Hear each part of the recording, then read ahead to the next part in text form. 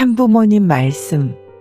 아담 해와가 타락함으로써 영원한 하나님의 사랑과 이념을 중심 삼고 사랑의 동산에서 영원한 복락을 누리게 되어 있었던 그 창조의 이상이 좌절되었습니다. 그리고 하나님이 지금까지 수천 년 역사 속에서 수고하시지 않을 수 없는 길을 걸으신 것입니다.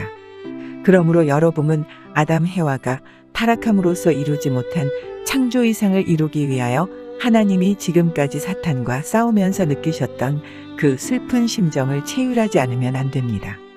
여러분은 아담 해와를 잃어버렸던 그때의 부모의 서러움, 아담 해와가 하나님을 배반하고 타락했을 때의 하나님의 그 슬픈 심정을 체휼할 수 있어야 됩니다. 그러기 위해서는 먼저 하나님의 사랑이 무엇인가를 알아야 하고 하나님이 인간을 어느 정도까지 사랑하시는가를 체휼해야 됩니다. 그러지 못하면 하나님이 아담 해와를 잃어버리고 슬퍼하셨던 그 심정의 자리에 도달할 수 없습니다. 생각 나누기. 꽃다운 나이에 남편을 잃고 자식을 생명같이 여기며 외아들을 키워낸 어머니가 있었습니다. 어머니는 가시고기처럼 자기 몸이 으스러지는 줄도 모르고 분에 넘치도록 뒷바라지를 했습니다.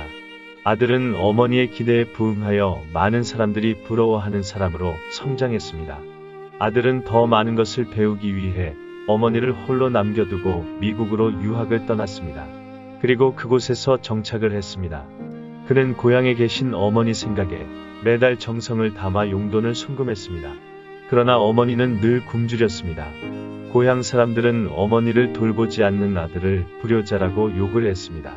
그러기를 몇 년 후 그의 어머니는 할머니가 되었고 어느 날 그토록 사랑하는 아들을 보지 못한 채 쓸쓸히 세상을 떠났습니다. 아들이 도착하기 전 마을 사람들은 장례를 치르기 위해 어머니 방으로 들어갔습니다.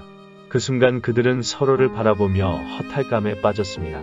어머니의 고통은 자기들의 무관심 때문이었음을 알게 되었기 때문입니다. 돈이 없어 병원도 못 가고 제대로 먹지도 못하며 갖은 고생을 다한 어머니의 방벽에는 달마다 송금해온 아들의 수표로 도배가 되어 있었습니다. 어머니는 아들이 보내온 수표를 단순히 편지로 알았던 것입니다. 아들을 바라보듯 수표를 바라보며 아들을 그리워했던 것입니다. 이 예화에서 보듯 어떤 이들은 부모에게 돈을 붙여주고 좋은 옷, 맛있는 음식 같은 것들로 마치 효도를 다하는 것처럼 착각하고 삽니다. 자녀에 대한 부모님의 소망을 잘 모르기 때문입니다. 하늘 부모님도 자녀인 인간을 창조하시며 가진 소망이 있었습니다. 그것은 인간을 창조해놓고 그들에 의해 좋은 옷, 좋은 재물을 받기 위한 것이 아니었습니다. 잃어버린 자식이 돌아와 부모라고 불러들이는 것이었습니다. 그리고 뜻맞게 가정을 이루어 행복한 삶을 영위하는 것을 보여주며 사랑의 미를 돌려주는 것이었습니다. 그런데 최초의 인간 조상 아담과 해와는 이런 하늘 부모님의 뜻을 알지 못하고 성숙한 남성과 여성으로 성장하기 전에 타락하고 말았습니다. 아담과 해와의 타락은 하늘 부모님의 창조 이상의 꿈을 하루아침에 산산조각 내버린 사건이었습니다. 이는 단순히 아담, 해와 두 사람만이 연루된 사건이 아닙니다. 참사랑, 참생명, 참혈통의 실체적 근원이 되었어야 할 아담과 해와가 사탄의 유혹에 이끌려 거짓사랑, 거짓생명, 거짓혈통의 근원이 되어버림으로 말미암아 인류 역사 전체가 죄악의 구렁텅이로 빠져버리고 만 것입니다. 하늘 부모님의 심정은 어땠을까요? 온 세계가 무너져 내리는 것 같은 아픔과 슬픔을 느끼셨을 것입니다. 자식을 잃어버린 부모의 슬픔을 상상해 보신 적이 있습니까? 하늘 부모님은 아담과 해와의 타락 이후 지금까지 자식을 잃어버린 슬픔과 외로움 속에서 누구에게 하소연할 수도 없는 한의 심정을 가지고 살아오신 것입니다. 만약 하늘 부모님의 잘못을 저지른 아담과 해와를 벌주고 그 즉시 사탄을 멸할 수 있었다면 타락의 비극은 끝날 수 있었을 것입니다. 하지만 사탄을 무조건 벌줄 수는 없었습니다. 왜냐하면 하늘 부모님의 창조 원칙은 성과 사랑을 근간으로 하여 이 세계를 창조하셨기 때문입니다. 성경을 보면 6일 동안 하루에 한 가지씩 피조물을 창조해 놓으시고 선하였다고 하였습니다.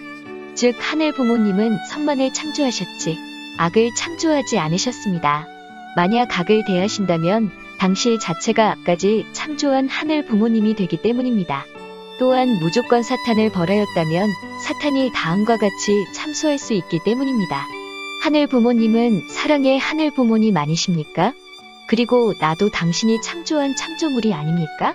아무리 제가 잘못을 했어도 하늘 부모님은 사랑으로 품어주셔야 하고 당신 스스로 창조한 창조물을 무시하면 당신은 창조주로서 그 권한이 상실되는 것입니다. 이것이 얼마나 기가 막힐 노릇입니까? 타락의 사건이 형언할 수 없는 비극이 된 이유가 바로 여기에 있는 것입니다. 위의 본문 말씀처럼 사랑하는 아들, 딸을 겁탈당하고 천주의 왕권을 겁탈당하고서도 오히려 사탄으로부터 참소를 받아 오신 것입니다. 이것이 하늘 부모님이 감내하셔야 했던 고통스러운 심정의 전말입니다. 타락을 본연의 입장으로 되돌리는 과정도 그야말로 한스러운 과정이었습니다. 사랑하는 자녀를 꿰어 하늘 부모님에게 한의 심정을 안겨준 사탄을 오히려 놀라운 사랑으로 감동감화시켜 사탄의 자연굴복을 받아내야만 하셨습니다. 이 과정이 결코 쉬운 길이 아니었습니다. 하늘 부모님의 뼈골이 녹아나는 것 같은 한스러운 심정 속에서도 무한히 인류에게 사랑을 베풀며 나온 길이었습니다. 인간 부모의 세계에서도 집을 나가서 방탕생활을 하고 돌아온 자식을 그 죄를 알면서도 결국 받아들일 수밖에 없는 부모의 심정과 조금은 비교할 수 있는 내용입니다. 타락의 후예가 되어 무지 속에서 살아가는 인간들 중에는 누구 하나 이러한 하늘 부모님의 심정을 이해하고 위로한 자가 없었습니다. 이제는 이 비극을 멈출 때입니다. 하늘 부모님의 이러한 애달픈 심정을 체휼하고 위로해드릴 수 있는 우리가 되어야 하겠습니다. 참부모님의 축복을 받은 참된 아들, 딸로서 하늘 부모님의 심정을 해방해드려야 합니다.